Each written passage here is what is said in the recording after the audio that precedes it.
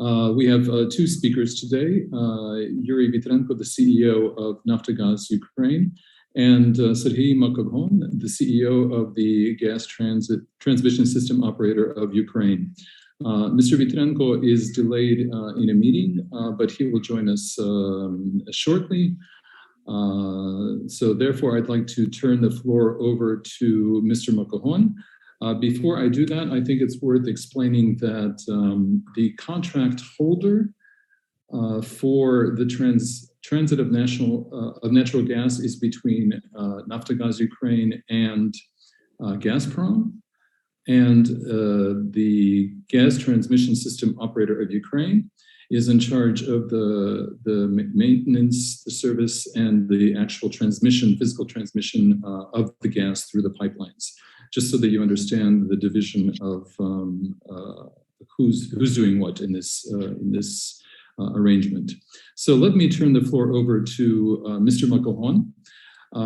He will say a few words, and then if you have questions, please either raise your hand or else you could pose your questions in the chat. We will recognize you, and then we can have an exchange. As soon as Mr. Vitrenko is able to join us, he will.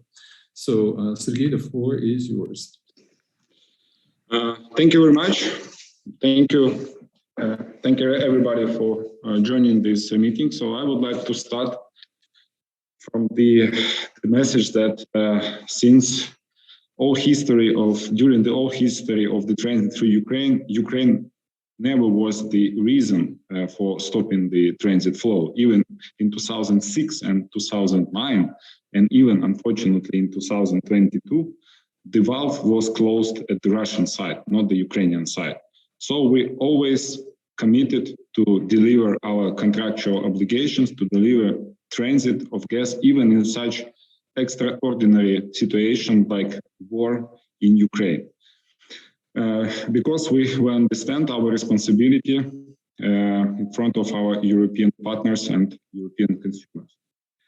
So probably you know that due to the discovered facts of unauthorized offtakes of transit gas from the Soyuz transit pipeline to the local networks, grids at the territory of Lugansk occupied territories, we had to announce the force majeure because we cannot execute the operational and technological control over the assets located on those territories.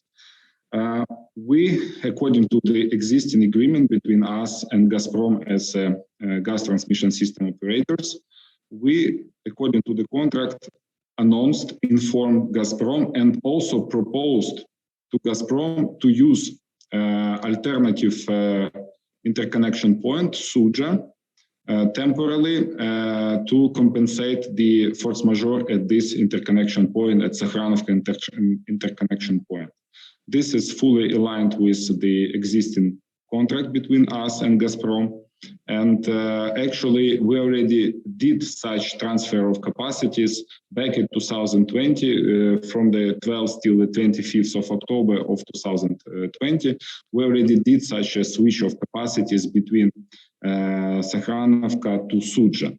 Because Sudzha, it's an extremely big interconnection point. Actually, it includes three big pipelines: Urengoy, Pomare, Uzhgorod, UPU, Progress, and IKKR. So the daily technical capacity of this interconnection point is 244 million cubic meters per day. The current maximum capacity booked by Gazprom is only 109. So actually, Sudzha itself could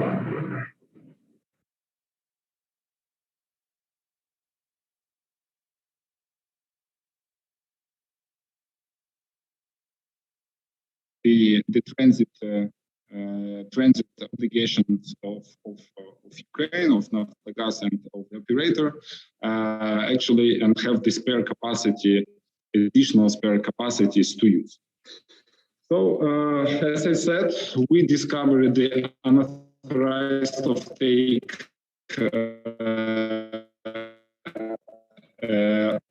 of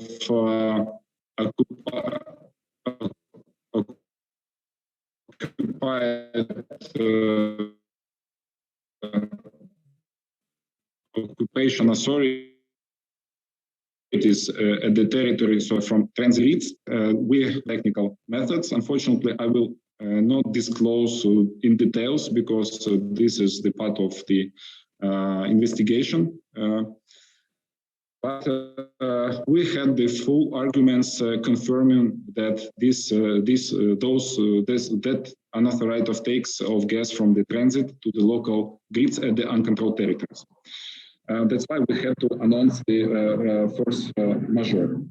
At the same time, we're ready to continue transit. Actually, we do continue transit of gas through Sudzha at the amount which Gazprom nominates to us. So in general, today we have nominations for 77 million cubic meters, and we will continue this transit through Sudzha. If Gazprom would increase the nominations at Sudzha, we are ready to continue the additional transit with no additional cost to Gazprom for these additional capacities at Sudzha. This is in general the situation, I think.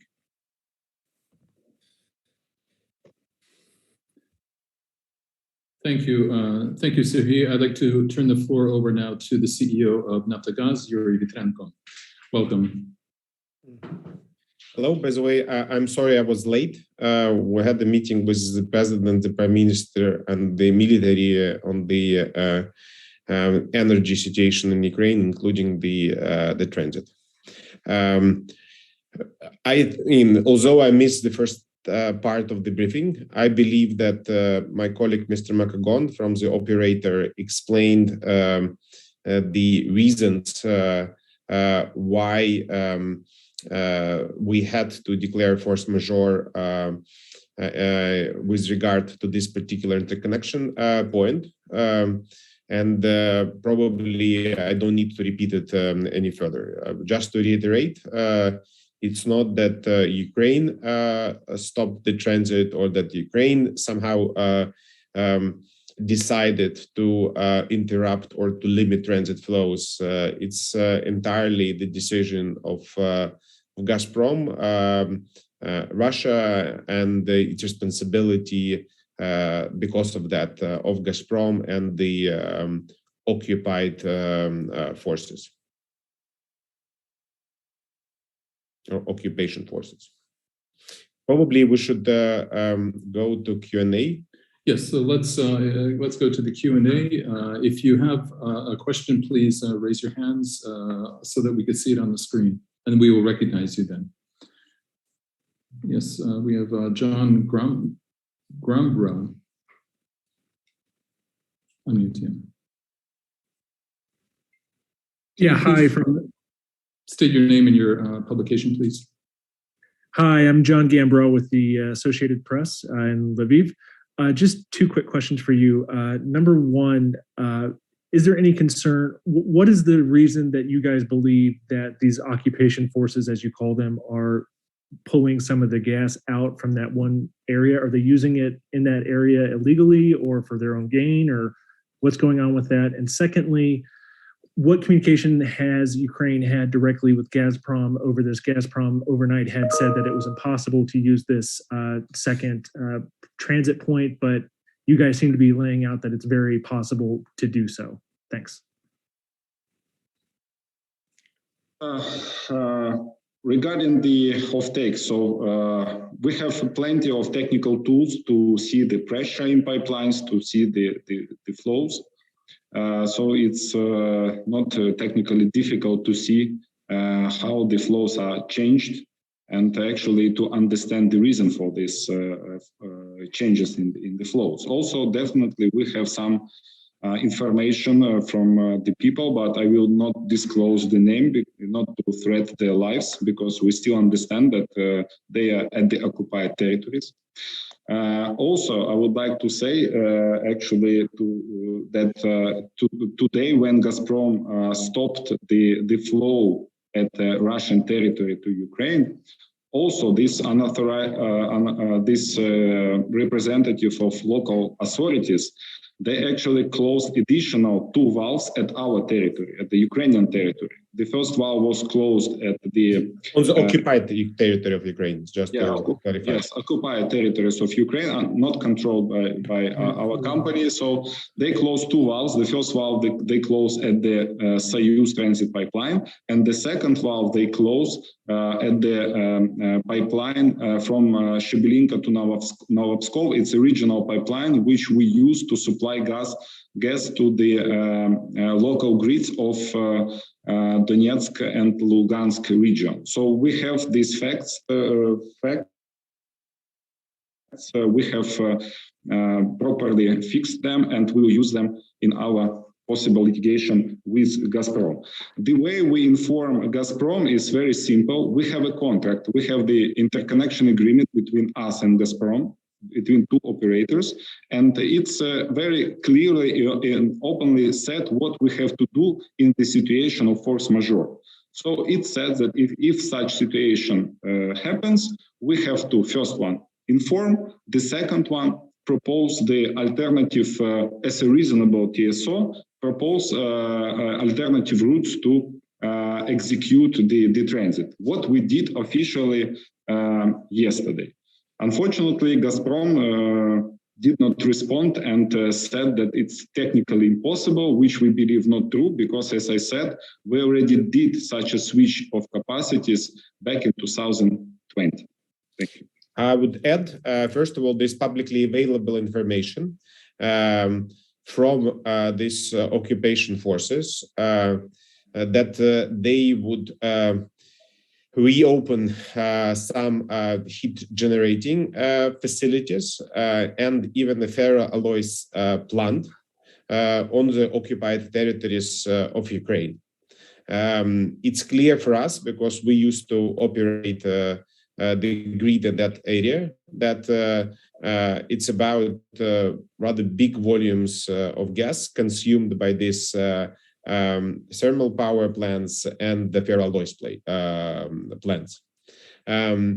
You can check it, it was even online. So they were very proud of the fact that they were stealing basically gas and using it for their own purposes.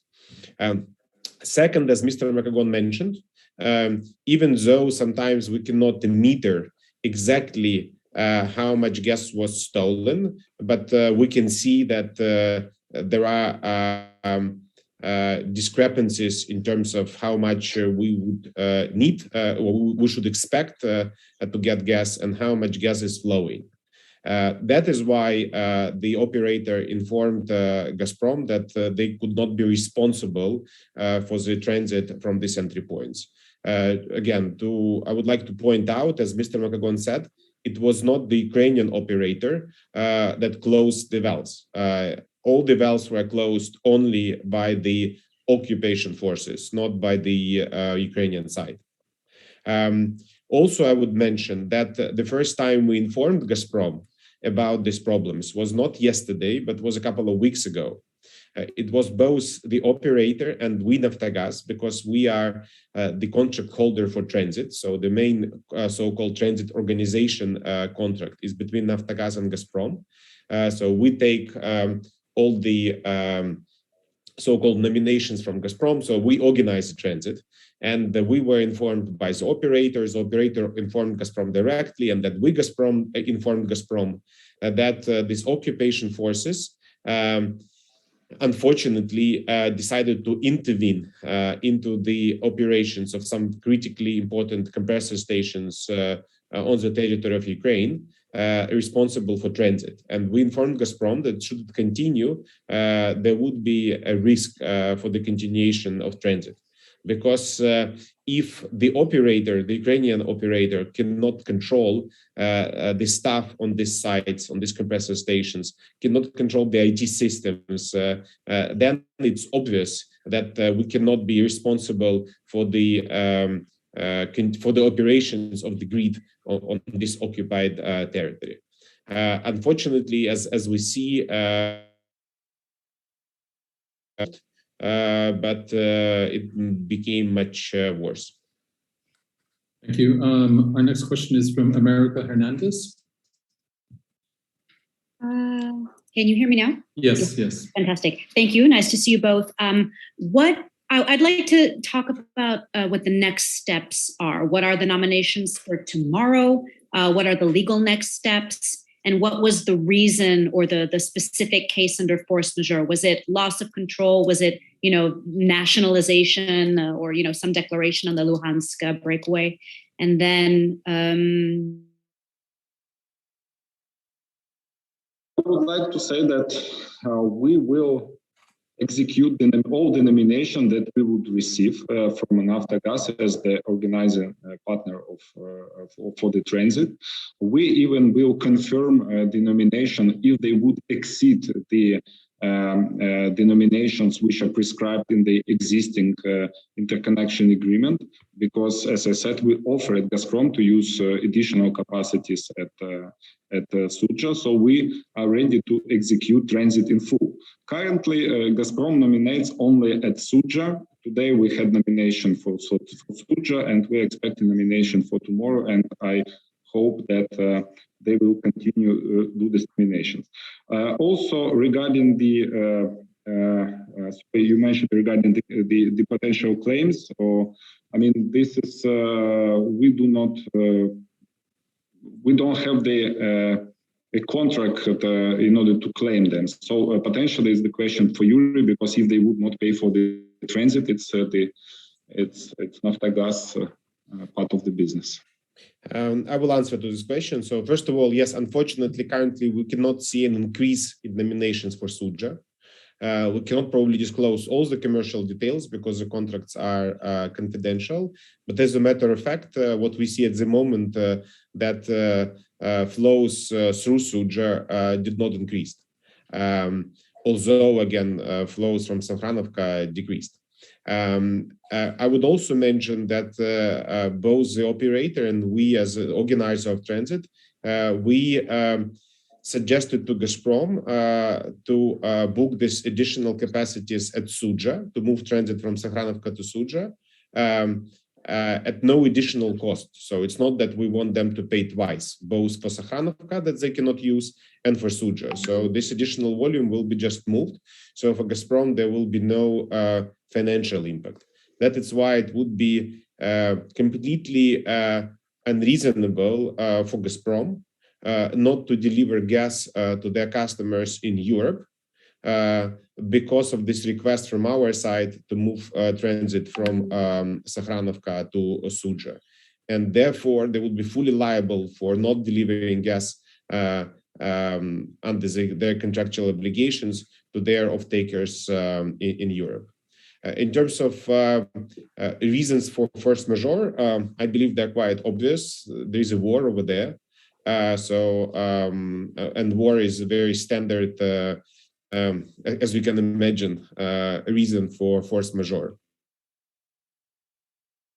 To hear from Gazprom that they did not hear about any kind of justification for force majeure. So they may call it a special operation, not a war. But even if you look at their own maps of the special operation, you can see that there are some hostilities over there, that it's their army that controls those territories. So there should be absolutely no doubt if there is enough ground for force majeure in respect of this compressor station and this route from Sakhranovka. Yeah. Thank you. Yes. Should we go next? If I may, I will also ask about potential arbitration, but Sergiy wanted to step in. Yeah, sorry, it's just just to clarify actually I have received the question why the force majeure was not declared earlier. Yes, because it's true that in our case the declared or even undeclared war is already the possibility to declare force majeure. But it's our right, not the obligation to declare the force majeure. And we, as a prudent partner, European partner, we try to do all our best in order to continue the transit, especially when we remember it started on the 21st of February. It was still the heating season for Europe, and we tried to do our best to keep the transit. So what we did technically, we make this pipeline Soyuz, even though it was at occupied territories, we made it to work as fully isolated mode. It means that it got no additional offtakes through all the way through the occupied territories, and we control that. But unfortunately, recently we discovered that these occupation authorities, they decided to steal gas from transit in order to send it to other places. And definitely we could not tolerate that because it's huge losses for us. And actually, technically, it would be very difficult. Technically, it means we would have to compensate the stolen volumes by our own gas. So which is not actually possible and reasonable solution for us. So that's why we decided to declare force majeure yesterday. In terms of potential remedies, to clarify the situation, so we, Naftogaz, have this contract with Gazprom. It's a so-called ship-or-pay contract. So they're supposed to pay even for the booked capacities, even though they may not use it. So that is why we expect Gazprom to continue paying for transit in full for all the volume that they booked for a year. Just to remind, it's 40 billion cubic meters per year. If they don't pay, and I hope that they will pay, but if they don't pay, we have a very clear right to go to arbitration against Gazprom. Just to remind, we did it a couple of times, and we won against Gazprom all the times we went to arbitration against Gazprom. Also, I would mention that if they don't honor their contractual obligations, if they don't pay, it to some extent opens a Pandora box, because when we were signing this new transit contract, there was a so-called settlement agreement, and we agreed to withdraw our claims in the arbitration that we started before the signing of the new transit contract, with total claims of $12.2 billion. So it means that if they don't honor the obligations under this new transit contract, we believe we might have a right to claim back this $12.2 billion on top of claiming revenues that we are supposed to get under this ship-or-pay provision of the existing transit contract. Thank you. We have Paul Martin up next. The floor is yours.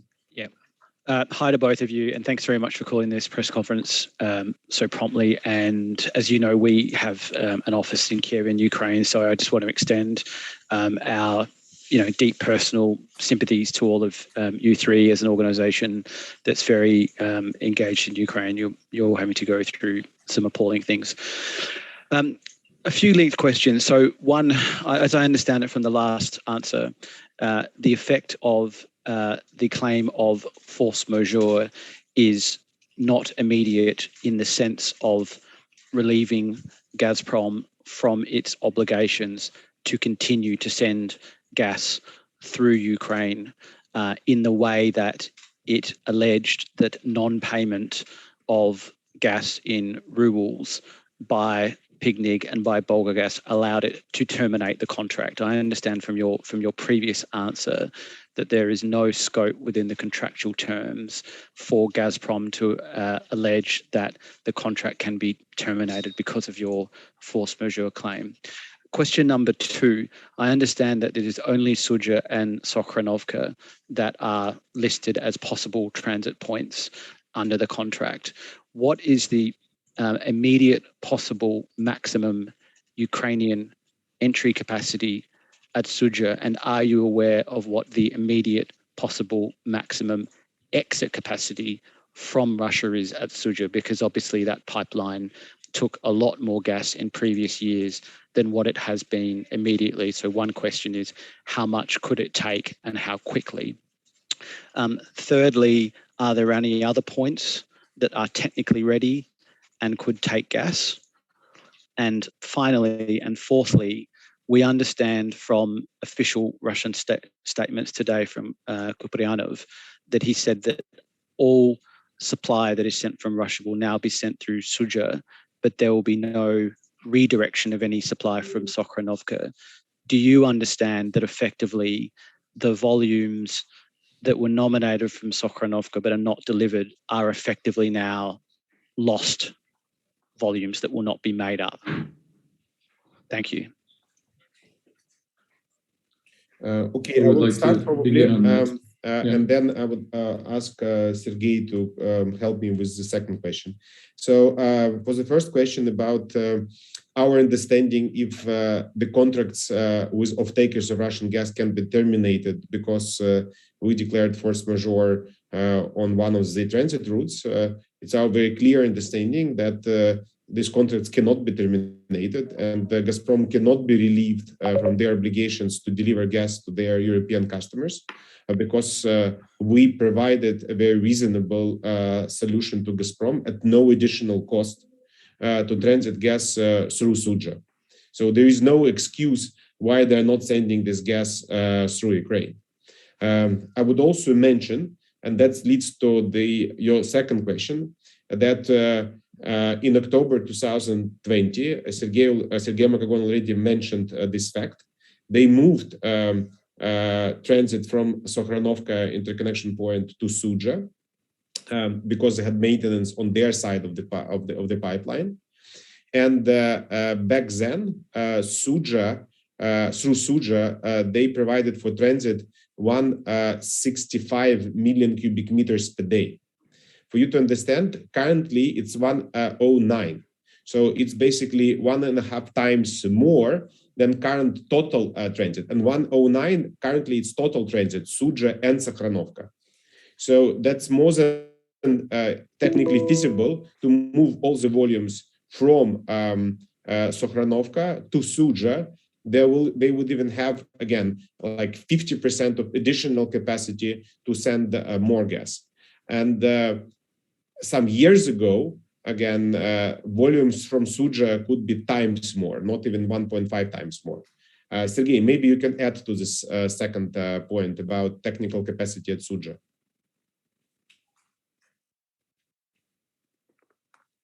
Sergiy Makogon? Sergiy? Можно Sergiy Makogon unmute. Okay, we cannot hear him. I will continue. Oh, sorry. It was my mic was remotely closed. Yeah, so I was speechless. So yes, it's fully true. I mean that we have numerous of entry points: Valuki, Prokhorovka, Sudzha Small, Sudzha Big. So at the Soviet time, the entry capacity from Russia to Ukraine, including the pipeline, the SKS, it's the pipeline to the Stavropolsky Krai, was 450 billion cubic meters per year. Yes, it's a huge amount of gas. So we still have operational and ready for the transit many additional points.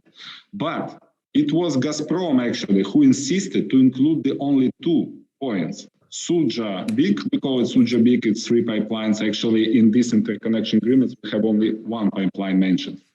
And Sokhranovka.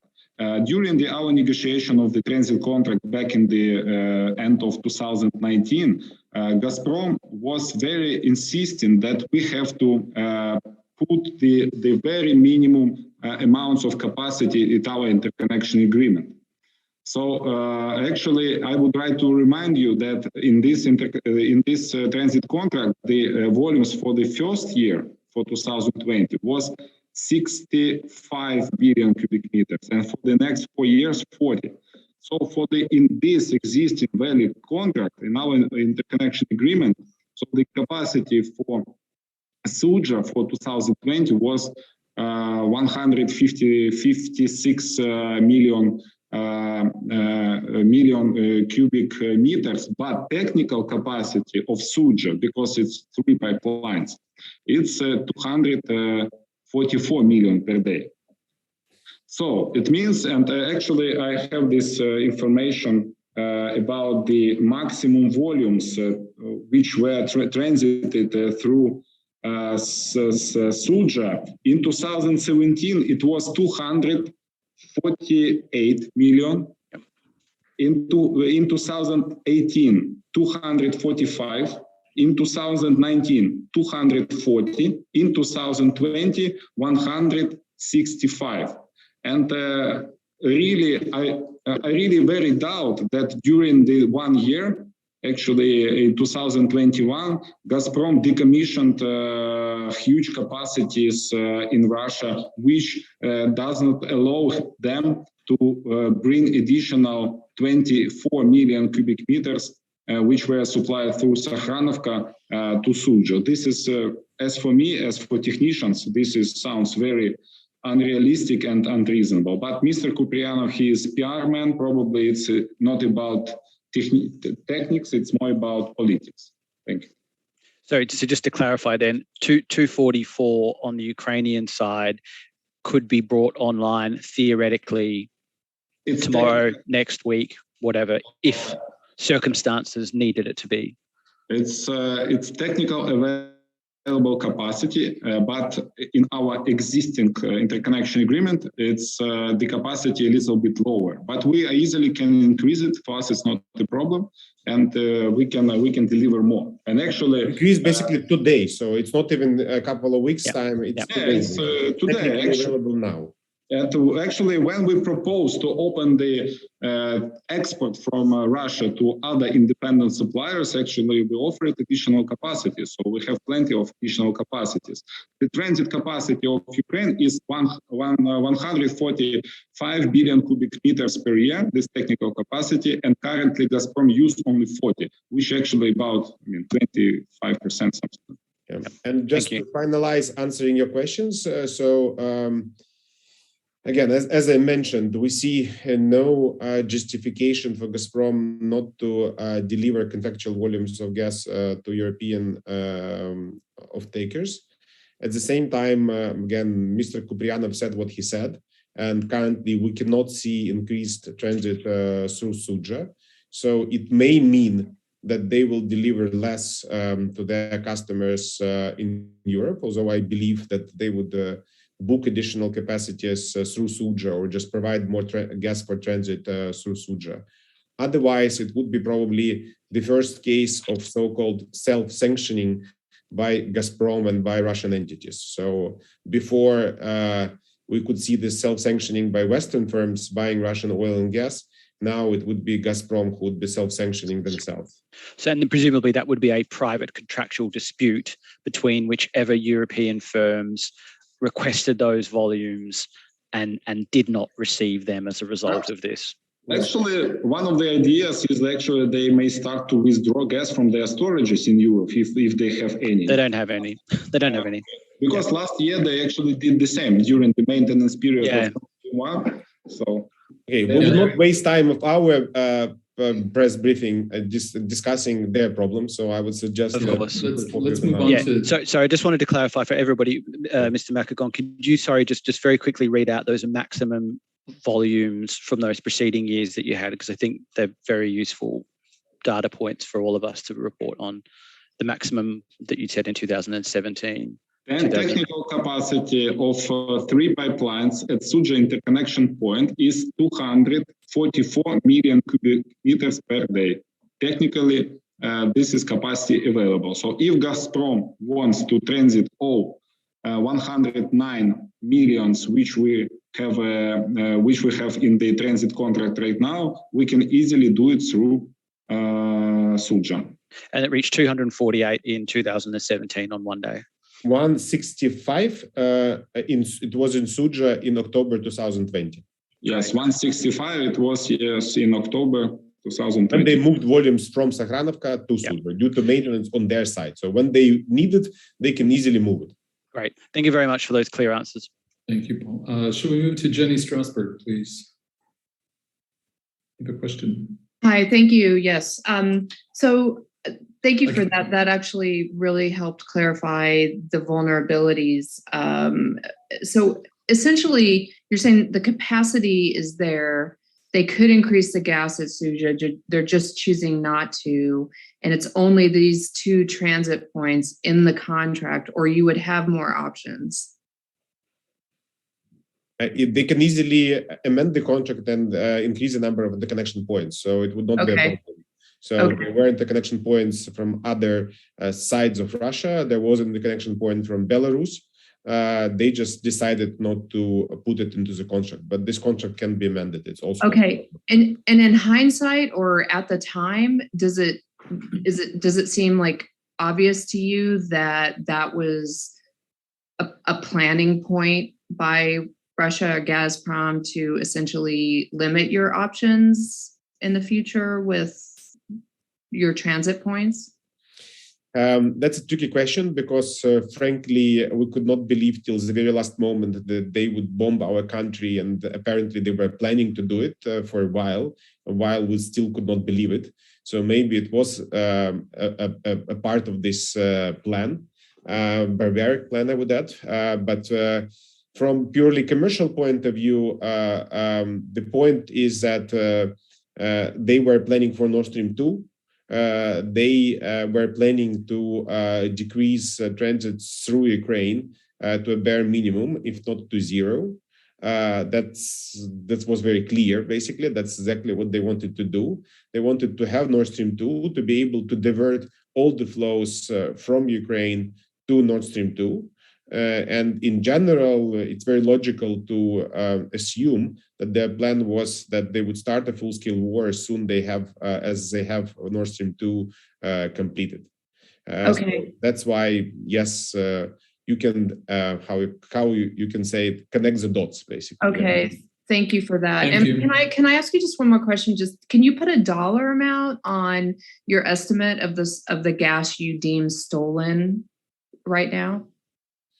We're talking about, we discussed it, for example, today. So we can be talking about $1 billion per month. If you look at potential consumption of these ferroalloys plants and power plants that they publicly said they would be opening up. With current market prices for gas, we're talking about $1 billion per month, so like $10 billion per year. Okay, not just from what you're saying is stolen in this situation, but overall. But in this situation, again, probably it's up to Sergiy, although we cannot disclose all the details because some of them are based on intelligence. Because we just lost control. That's something that you should understand. So we don't have, again, people over there could not talk to us. We could not have access to systems and stuff like that. So we could rely on some circumstantial evidences, and we could just see that we get less gas on the controlled territories. But if you just, again, connect the dots and you look at their declarations in terms of, and we saw that they already started off taking gas for these entities, we're talking about potentially, not even potentially, so per day, it's about $30 million, basically. So it's about at least 1 million cubic meters per day. Okay, should we move on to Aura? Hi, thank you for this press briefing. 2 questions. Number one, does the contract actually prevent the rerouting to Sokornivka? So we know that technically speaking, it's possible, at least on the Ukrainian side. But how about the contract outside the outage period? And my second question, you've been talking about, or you've been calling on Gazprom to reroute some of the Nord Stream 1 gas via Ukraine. Now, considering the current circumstances, what chances are there for some of the Nord Stream 1 gas to be rerouted via Ukraine? Thank you.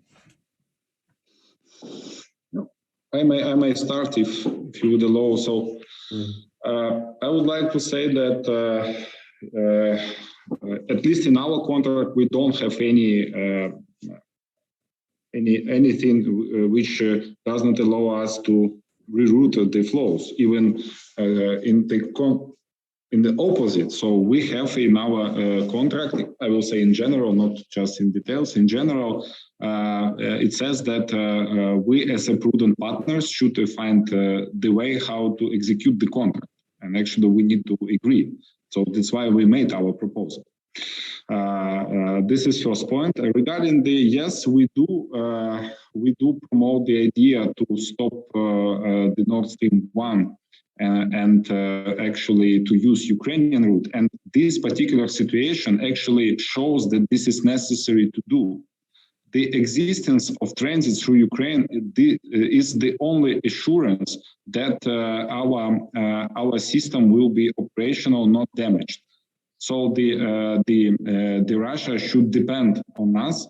The Russia should depend on the operational existence of our system. So that's why I actually believe that this situation actually supports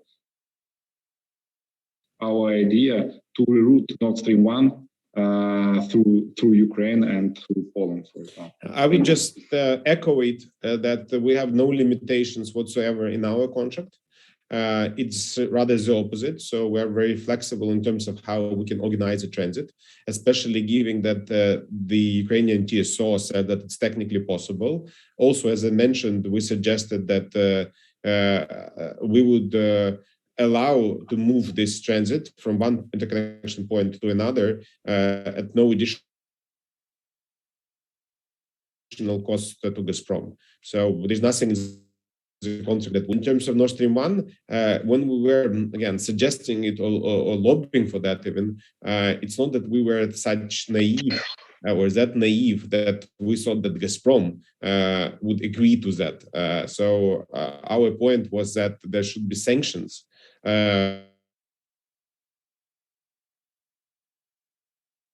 user of Nord Stream 1, either directly or through its continuation on the European territory.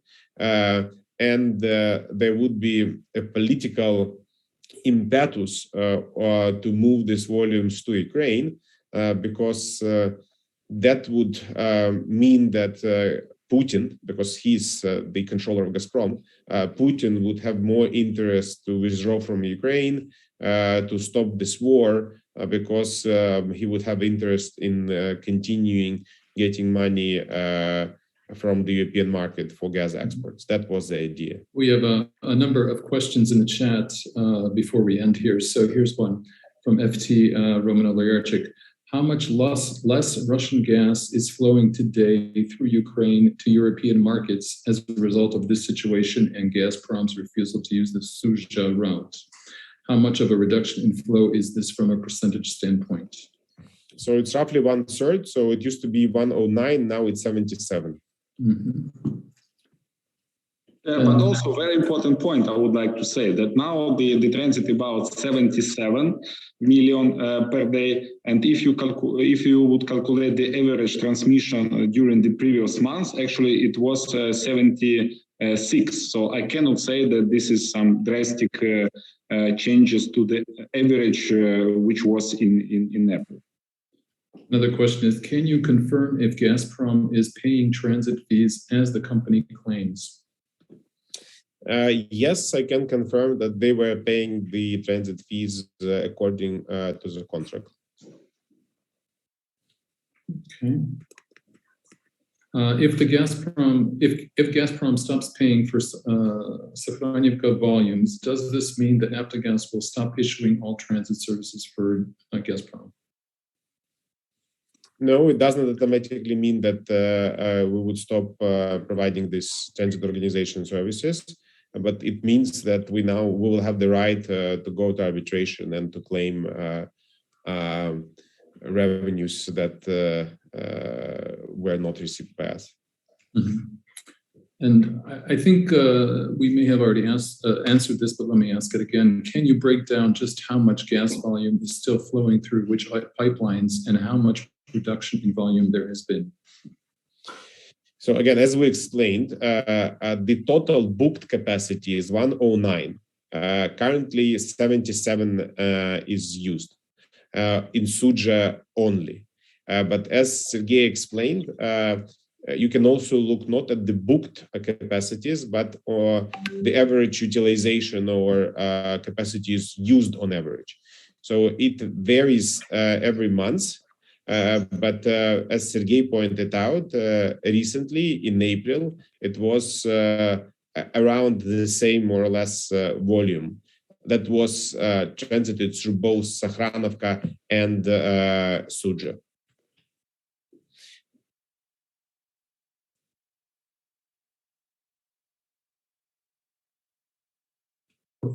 If there are no other questions, I suggest that we thank our speakers, Yuriy and Sergiy, and call it a day and get on to our next meetings. Thank you. So thank you very much for your attention. Thanks for your participation. And it's glad that so many people tuned in. Thank you very much, everybody. Thank you. Bye. Thank you. Have a good day. Bye-bye.